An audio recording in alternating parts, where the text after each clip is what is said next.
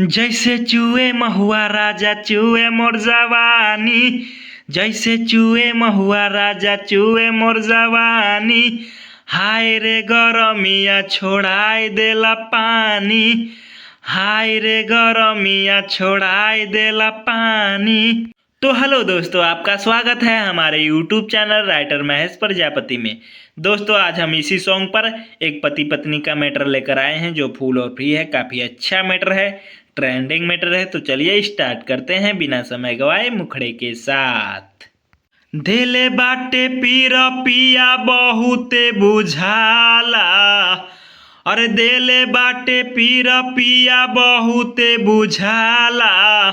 छापिले हर दिया दर दिया न जाला, छापिले हर दिया दर दिया न जाला।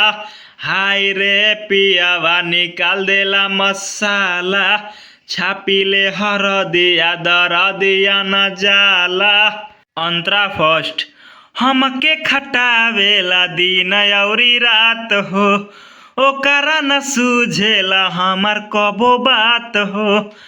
अरे हमके खटावेला दिन अउरी रात हो, ओकरा न सूझेला हमार कबो बात हो। बहे पुरुआ त पोरे पोर दुखाला, अरे बहे पुरुआ त पोरे पोर दुखाला। छापिले हर दिया दर दिया न जाला, और छापिले हर दिया दर दिया न जाला। हाय रे पियावा निकाल देला मसाला, छापिले हर दिया दर दिया न जाला। दोस्तों लास्ट अंतरे के लिए हमसे संपर्क करें, हमारा नंबर चैनल के डिस्क्रिप्शन बॉक्स में दिया हुआ है। तो दोस्तों इसी तरह का फुल और फ्री सॉन्ग पाने के लिए हमारे चैनल को सब्सक्राइब करें और वीडियो को लाइक करें। तो चलिए मिलते हैं किसी नेक्स्ट वीडियो में किसी नए ट्रैक के साथ। तब तक के लिए बाय।